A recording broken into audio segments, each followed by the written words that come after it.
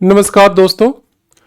UPPSC GDC के syllabus को आज हम लोग कई तरह से तोड़ मरोड़ कर देखेंगे। दरअसल इसको समझना बेहद ज़रूरी है क्योंकि किस यूनिट पर कितना हमें टाइम देना है, कैसे देना है, इसके लिए सिलेबस को अच्छी तरह से समझना बेहद ज़रूरी है। जैसे कि आप देखेंगे कि सिलेबस में ये टोटल जो क्वेश्चन होगा 30 होगा और जो इसके मार्क्स होंगे वो 37.5 होंगे। इसको लेकर के एक कन्फ्यूज़न था जो इस पर मैंने एक वीडियो बनाया था, आपने देखा होगा उसके बारे में कि 1.25 मार्क्स का ईच है तो टोटल 37.5 मार्क्स हैं। इस सिलेबस को अच्छी तरह से देखना इसलिए भी ज़रूरी है क्योंकि अगर कोई कैंडिडेट इस 30 में से मान लीजिए कि माइनस के बाद 15 क्वेश्चन तक रहता है तो फेल होने के चांस बहुत ज़्यादा हो जाते हैं क्योंकि सब्जेक्ट में आप कितना भी कवर करेंगे लेकिन माइनस के बाद बिलो 15 रहते हैं तो फिर बहुत बड़ा रिस्क रहता है। तो ऐसे में हम कैसे प्लस 15 जाए, इवन 20 प्लस जाए, इसके लिए कंप्लीट सिलेबस को एक बार ठीक से समझना बेहद ज़रूरी है। जैसे आपने देखा होगा कि ये आपका कंप्लीट सिलेबस जो है ये 6 यूनिट में डिवाइड है और टोटल 30 क्वेश्चन है। इसका मतलब हुआ कि मोटे तौर पे अगर हम देखें तो 5 क्वेश्चन जो है ईच यूनिट से है, यानी कि टोटल 30 क्वेश्चन है। लेकिन एक एक यूनिट में वर्ड जो है वो दो दो लिखा हुआ है, तो कैसे उसका डिवीजन होगा थोड़ा सा इसे समझते हैं। जैसे सबसे पहले है जर्नल साइंस। जर्नल साइंस में आप देखेंगे कि तीनों पार्ट आपके हैं, यानी कि फिजिक्स, केमिस्ट्री और बायोलॉजी। और अकेले अगर हम फिजिक्स की बात करें तो लगभग 35 प्लस चैप्टर हैं। ऐसे में क्या हम केवल फिजिक्स को लेके बैठ जाएं या केमिस्ट्री को या बायोलॉजी को, तो ऐसे में क्या होगा कि आपका जो प्रॉब्लम है बहुत ज़्यादा बढ़ जाएगा। ये जो मार्क्स है इसका डिवीजन अप्रॉक्स इस तरह से रहने वाला है कि 3 क्वेश्चन हमारा बायोलॉजी से होने की चांसेस हैं, 1 क्वेश्चन केमिस्ट्री से एंड 1 क्वेश्चन फिजिक्स से। ये देखिए थोड़ा बहुत चेंज हो सकता है कि बायोलॉजी से 2 क्वेश्चन हो और इनमें से किसी एक से जो है 2 क्वेश्चन आ जाए, लेकिन ये रेयर है। अदरवाइज यही फॉर्मेट जो है हमारा साइंस में फॉलो होगा। इसमें भी अगर आप ज़्यादा और करीब से इसको समझना चाहें तो फिजिक्स में जैसे टोटल 35 जो चैप्टर हैं इनमें से हम 10 चैप्टर सेलेक्ट कर सकते हैं जिनसे क्वेश्चन पूछे जाते हैं, उन्हीं को हम फास्ट एक रिवीजन करके इस यूनिट को कंप्लीट कर सकते हैं, फिजिक्स वाले पार्ट को। एज इट यू केमिस्ट्री वाले में हम 7 चैप्टर रिवीजन करके ये यूनिट हम कंप्लीट कर सकते हैं। और बायोलॉजी में थोड़ा सा ज़्यादा जो है, लगभग आप मान के चलें कि 16 चैप्टर जो है वो हमें कंप्लीट करना पड़ेगा जिससे कि हम इन 2 क्वेश्चन को कवर कर सकें। इन 3 क्वेश्चन में भी एक क्वेश्चन बहुत ही कॉमन है जो कि यूपीपीसीएस को बहुत पसंद है उस यूनिट से क्वेश्चन पूछने का, जैसे कि डिजीज़, कौन से डिजीज़ हैं, क्या उसके फैक्टर हैं, क्या इसके जो कैरेक्टर्स यानी लक्षण वगैरह कैसे दिखते हैं, इसके लिए कौन सा मेडिसिन है, ईटीसी, इन सब को लेकर के। तो अगर हम इस तरह से तोड़ करके इस कंप्लीट पॉइंट को कवर करें तो बहुत जल्दी और परफेक्शन के साथ हम इसे कंप्लीट कर सकते हैं। अब हम आते हैं इसके दूसरे पार्ट पे, current events of national and international importance. ये देखिएगा कि यहां यूपी लिखा नहीं है लेकिन यूपी लास्ट में एक कंक्लूजन पॉइंट पे दिया हुआ है। हम उस पर बात अभी करेंगे लास्ट में, जब यहां पहुंचेंगे तो लास्ट वाले पॉइंट पे। लेकिन इससे पहले current events of national and international importance इसे समझते हैं। तो देखिए करंट अफेयर सिंपल लैंग्वेज में अगर हम कहें तो अब कितना नेशनल से होगा, कितना इंटरनेशनल से होगा, जबकि टोटल 5 ही हैं। तो ऐसे में देखिए होने को कुछ भी हो सकता है, लेकिन जो ज़्यादा पॉसिबिलिटी है वो ये है कि आपका जो नेशनल इवेंट्स हैं इससे 3 क्वेश्चन आने के चांसेस हैं और जो इंटरनेशनल वाला पार्ट है इससे 2 क्वेश्चन आ सकता है, या ऐसा हो सकता है कि 1 या 2 क्वेश्चन इंटरनेशनल से एंड बाकी 3 और 4 क्वेश्चन हमारा इंडियन करंट से यहाँ से पूछा जा सकता है। तो कहने का मतलब है कि जब आप रिवीजन दे या कवर करें तो इस डिवीजन के साथ थोड़ा टाइम कम या ज़्यादा अगर आपको करना है तो इसके अकॉर्डिंग कर सकते हैं। थर्ड पार्ट हम लेते हैं। इसमें देखिए बहुत ज़्यादा कन्फ्यूजन है सभी को। History of India including Indian national movement.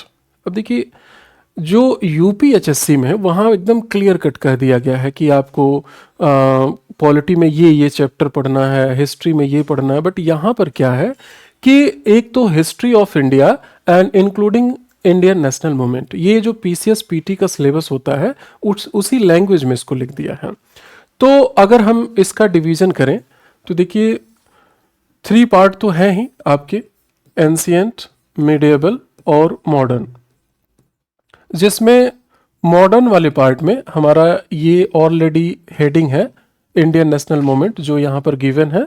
तो यहाँ का जो डिवीजन है वो बिल्कुल आपका उसी तरह से होगा जैसे आपने साइंस में किया था, यानी कि एंशिएंट से जो चांस है वो है 1 क्वेश्चन पूछे जाने का, मेडिएबल से 1 क्वेश्चन एंड मॉडर्न से जो है 3 क्वेश्चन आ सकते हैं। और इस 3 में भी 1 क्वेश्चन हमारा इंडियन नेशनल मूवमेंट ये कंपलसरी रहेगा एंड टोटल 3 क्वेश्चन आ सकता है। अगर हम इसको भी तोड़ कर चलें तो आप मान के चलिए कि 5 चैप्टर अगर सेलेक्ट करेंगे तो उसमें से 1 क्वेश्चन कंपलसरी आता है, जैसे कि रिवोल्ट है या जो ऑर्गेनाइजेशन है इंक्लूडिंग कांग्रेस ईटीसी। इस तरह से अगर हम एक सिलेक्शन लेकर चले चैप्टर का तो भी हम कुछ चैप्टर को सेलेक्ट करके ये पूरे यूनिट को क्लियर कर सकते हैं। क्योंकि देखिए पूरा हिस्ट्री अगर आप पढ़ने जाएं, कोई बुक उठाएं तीनों को, तो आप देखेंगे 600 500 ऐसे पेजेज उन बुक में मिलेंगे जो कि इतने कम टाइम में कवर कर पाना बहुत मुश्किल है। अगर आपने पहले से किया भी है तब भी रिवीजन में थोड़ी सी प्रॉब्लम हो सकती है। तो ऐसे में सेलेक्टिव करना बहुत ज़रूरी यहाँ पे, और सेलेक्टिव करके भी हम 24 25 यहाँ तक जा सकते हैं इस पूरे सिलेबस में। इसके बाद नेक्स्ट जो हमारा पार्ट है इंडियन पॉलिटी एंड इकोनॉमी। आप देखिए जब हम उत्तर प्रदेश में इकोनॉमी वाले सेक्शन को देखते हैं तो यहाँ पर इसका मतलब बिल्कुल अलग होता है। यहाँ पर आप मान के चलिए कि जो अदर इकोनॉमी होता है वो पार्ट यहाँ पर नहीं पूछा जाता, बल्कि सेलेक्टिव कुछ चैप्टर हैं जैसे कि पॉपुलेशन है, जैसे कि थोड़ा बहुत बैंकिंग का पार्ट है, एग्रीकल्चर है, या जो मिनरल्स इंडस्ट्री, इनसे रिलेटेड छोटी छोटी चीज़ें हैं जो कह सकते हैं कि 6 to 7 चैप्टर में ये कंप्लीट हो जाता है, जिसमें मेन फोकस पे हमारा जो है पॉपुलेशन रहता है। और इसके बाद जो पॉलिटी है, ये इंडियन पॉलिटी, ये बहुत बड़ा लेंदी चैप्टर है। आप देखेंगे कि ऐसे में 50 चैप्टर के करीब है जिसमें हमें पॉलिटी में करना है। तो जो मार्क्स का बाइफर्केशन कहता है वो ये लग रहा है कि इंडियन पॉलिटी से जो है ये 3 क्वेश्चन हमारा आ सकता है एंड इकोनॉमी से जो है ये 2 क्वेश्चन आ सकते हैं। ऐसे में क्या होगा कि ये देखिए ऊपर नीचे हो सकता है, क्या पता कि इकोनॉमी से 3 आ जाए, लेकिन जो ज़्यादा पॉसिबिलिटी है वो ये है कि 3 क्वेश्चन हमारा इंडियन पॉलिटी से और 1 क्वेश्चन जो है वो इकोनॉमी से आए। ये एक स्टैंडर्ड है, इसके अकॉर्डिंग ये चीज़ें चल सकती हैं। ज्योग्राफी में भी सेम यही प्रोसेस आप लेंगे। ज्योग्राफी में भी आप देखेंगे कि जो इंडियन ज्योग्राफी है इसमें 3 क्वेश्चन के चांसेस हैं एंड वर्ल्ड वाले में 2 क्वेश्चन,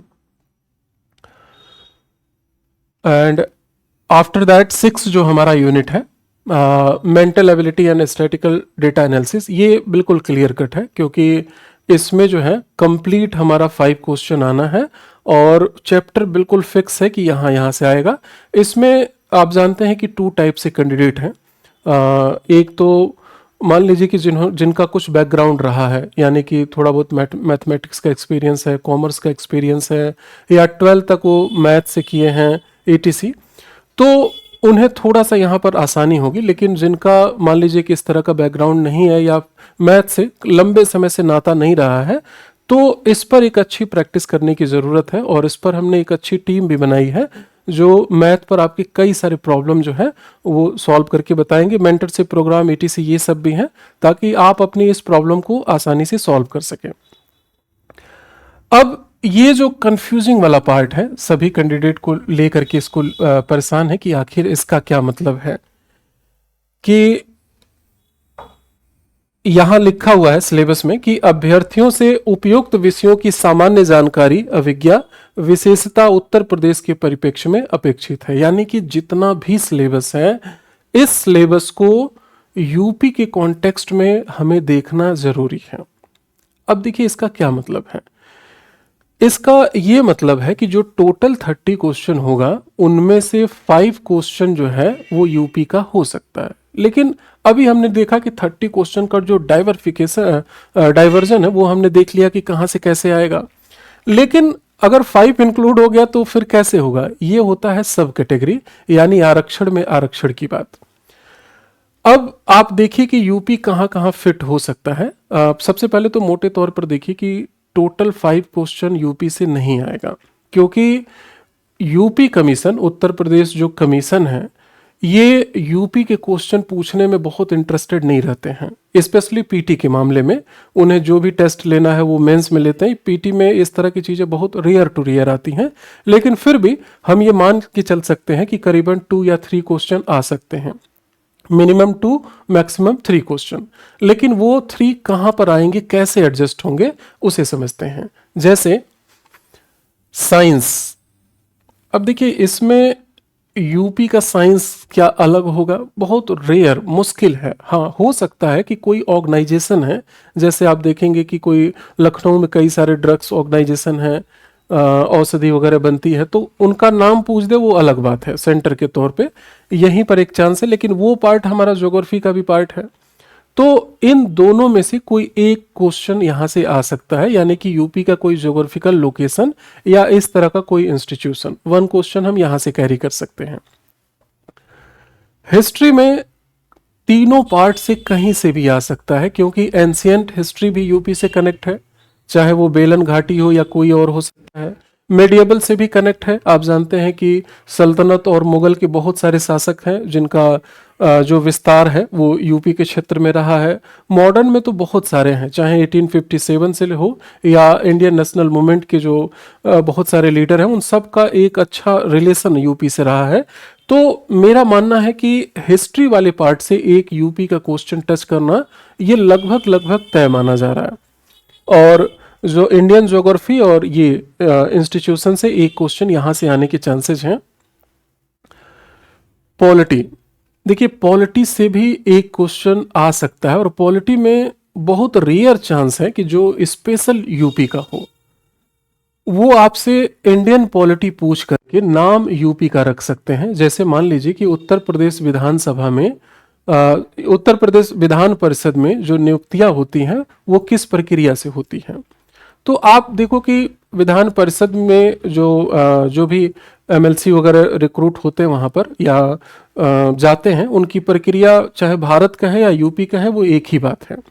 या उत्तर प्रदेश के गवर्नर की नियुक्ति किस अनुच्छेद के माध्यम से होती है। तो ये देखिए, ये आप इंडियन पॉलिटी कहिए या यूपी की पॉलिटी कहिए, वो लगभग एक जैसा होगा।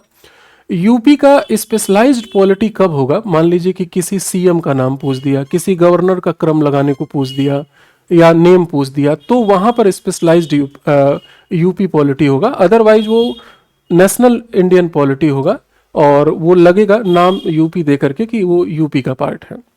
तो ऐसे में मोटे तौर पे हम कह सकते हैं कि इस पूरे पार्ट से मिनिमम 2 क्वेश्चन और मैक्सिमम 3 क्वेश्चन जो है वो यूपी के नाम से पूछ सकता है।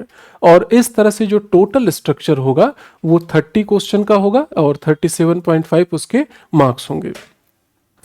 एक और बहुत जरूरी पार्ट है, आप उसको ध्यान से जरूर सुने। देखिए यूपीएचएससी और इस एग्जाम में जीडीसी में बहुत अंतर है, और उसका सबसे बड़ा जो रीजन है वो है माइनस मार्किंग का।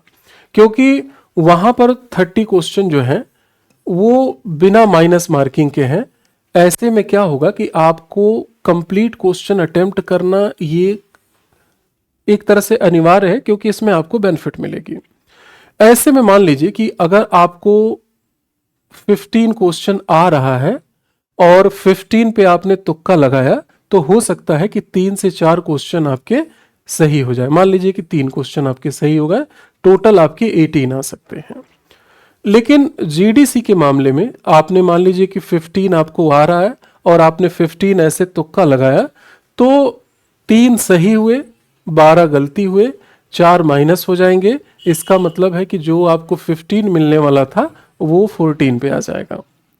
यानी कि आप अच्छे से समझ रहे हैं कि जितना क्वेश्चन आपको आए आप उन्हीं को अटेम्प्ट करें, या 2 में डाउट हो तो आप उनको अटेम्प्ट करें। इससे ज़्यादा अगर डाउट होता है 3 में या 4 में तो आप उन क्वेश्चनों को छोड़ने का प्रयास करें। ये बहुत मुश्किल होता है कि क्वेश्चन सुना है लेकिन उस तरह नहीं कैरी हो रहा है, तो ऐसे में क्या होता है कि वो हम अटेम्प्ट कर लेते हैं और उसको माइनस कर देते हैं। देखिए, इस कंप्लीट सिलेबस के एक एक पॉइंट पर जो है एक टू द पॉइंट हर यूनिट को लेकर के, उसके चैप्टर को लेकर के क्या वहाँ से क्वेश्चन हो सकता है, इन सभी का क्लास जो है हम अभी करा रहे हैं और ये क्लास रनिंग में है। आप इन क्लास से जुड़ करके कम से कम समय में आप मैक्सिमम प्रोडक्टिविटी ले सकते हैं। आपका भले वो सब्जेक्ट हो लेकिन सभी यूनिट आपके सब्जेक्ट में कंसीडर नहीं होगी, और आप जानते हैं कि एक एक नंबर पर 10 कैंडिडेट मिनिमम, मैं बता रहा हूँ कि एक मार्क्स पे अगर हम एक क्वेश्चन ले लेंगे तो लगभग 20 कैंडिडेट जो हैं एक एक क्वेश्चन पे वैरी करते हैं।